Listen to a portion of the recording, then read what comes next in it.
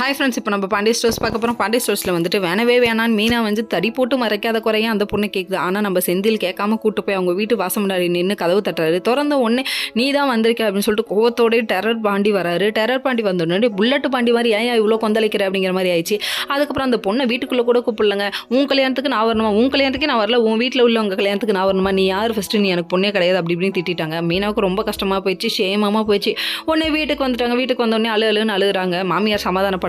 என் வீட்டில் இப்படி தான் நடக்கும்னு தெரியும், அப்புறம் ஏன் நீங்கள் அனுப்பி விட்டீங்கன்னு ரொம்ப ஃபீல் பண்ணாங்க. ஃபீல் பண்ணாதீங்க, என்னைக்கா ஒரு நாள் கண்டிப்பாக மாறும்னு சொல்லிட்டு பாண்டியன் ஆறுதல் சொல்லிட்டாரு.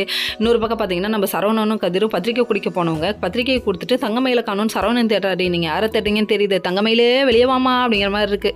சரின்னு சொல்லிட்டு வெளியே வந்துருச்சு. அந்த பொண்ணு வெளியே வந்தோடனே பார்த்துட்டு அப்படியே ஷாக்கில் உறைஞ்சு போய் நிற்கிறாங்க. ரெண்டு பேரும் இந்த மயிலை பார்த்தோன்னே அப்படியே ஆஹா ஆனந்த மலை பொழுகுது.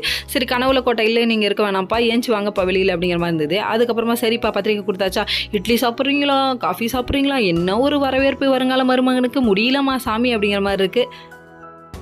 இன்னொரு பக்கம் நம்ம மீனா ஒரு பட்டு குமுறி குமுறி அழுகுறாங்க. நீ அழுததெல்லாம் போதுமா, ஏஞ்சுவாமான்னு சொல்கிறாங்க. செந்தில் ஒரு பக்கம் சமாதானம் பண்ண ரொம்ப ட்ரை பண்ணுறாரு. வீடு அவங்கள பற்றி தான் தெரியும்ல, அப்புறம் ஏன் ஃபீல் பண்ணுற அப்படின்னு சொல்லிட்டு அவங்க சொல்கிறாங்க.